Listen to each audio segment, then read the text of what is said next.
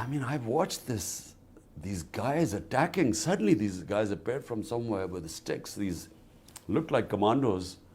And I thought, they're here to defend me because, my life is at threat. So the judge had ordered that I have to be protected. So I thought they'd come to defend me. And I thought, God, looks like there's some terrorist in the room. And then I discovered it was me they were after.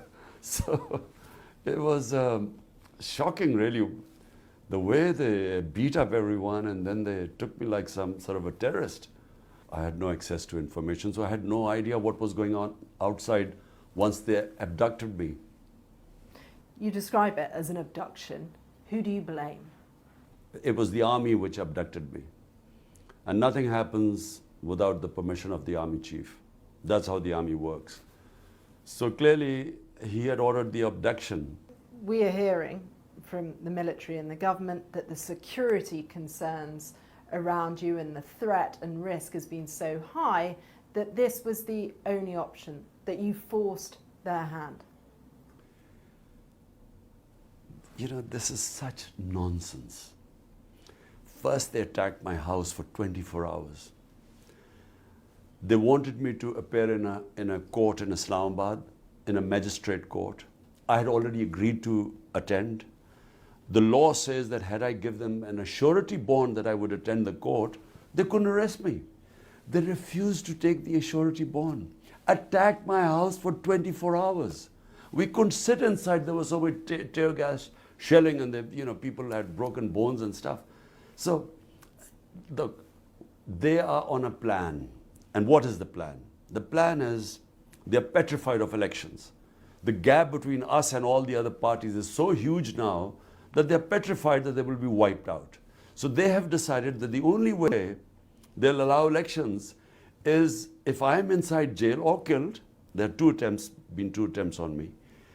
And most of my senior leadership should be jailed too. This is what they've done. They've used this to put the entire leadership of PTI in jail. What will you do if you're rearrested? Because there is a very real threat with more than 100 charges against you that you could be. Well, on the last count, it was 148. So I'm reaching my century and a half. And they're all, bizarre charges like sedition. Serious charges. That I've corruption, treachery contempt against of court. The corruption case on what? What was the corruption case? What is your strategy if you are rearrested? Well, no strategy. I'm mentally prepared to go into jail. As I said before leaving for Islamabad, I said I'm prepared. But the point is that their intention is not because I've broken some law. The intention is that they want me out of the electoral race. This is the election year. How do you lead with so much of your party in jail? Well, the remnants I gathered today, and I've had a meeting with them, and we're trying to chalk out a strategy. I'm going to go out in public and start my mass contact from Wednesday onwards. So, we will carry on, hoping that the Supreme Court will announce an election date in 3 weeks' time. Can you reassure voters that you're even going to be around for it, let alone your leadership, the rest of your party? Look, what might happen, God alone knows what might happen. I'm lucky to be alive. No one thought I would survive yesterday because they had already got police contingent from another province, that the moment I had got bail from these cases, the police was ready to take me in jail on another case. But the judges stood up. And this is what has shocked the military establishment. Because the judges finally decided, they said, look, we're not going to again get him into jail, and everyone knows trumped up charges, and the result would be public unrest. So the judges took a stand. We are witnessing history in Pakistan now, new history being written. Your arrest sparked widespread and violent protests. We saw military installations set alight, houses attacked, government buildings. Do you condemn that violence that the government say your own supporters carried out? I have always condemned all violence. The military has been the bedrock of this country for decades. Do you think you can run the nation without the support of the army? Because you run that risk of alienating them. No, look, things change, countries evolve, thinking changes. We started off as a security state and had straight away martial law where the army ruled for 10 years. But right now, I mean, I have never seen such oppression. I mean, there's total clampdown on media. I can't appear on live television. If journalists have picked up, beaten up, tortured, custodial torture of my senior members, social media activists. It's never happened like this before.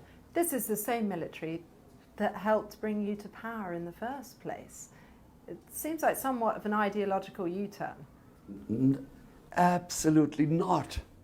They never brought me into power. My party was the most popular party. All the opinions polls said that. We won the election, but the army didn't oppose me. That's the difference. This feels like a very febrile moment when the country is politically polarised, economically spiralling. Voters want to see some hope. How are you going to cool things down and reassure them that politics is even worth voting for right now? Look, this is the election year. Elections are supposed to be held this year.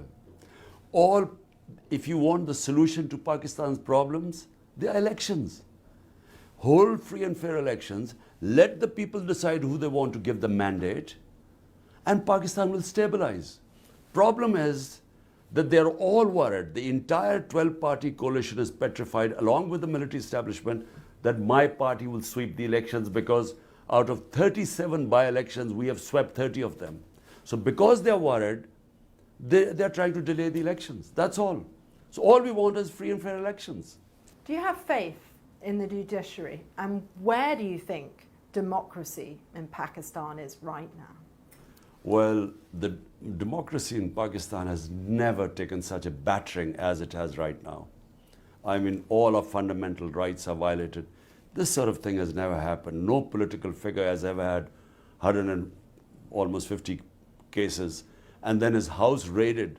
Once they attacked for 24 hours, then when I was away, they threw an armored car, they broke through my door, raided my house. My wife was all alone by herself. It's never happened before.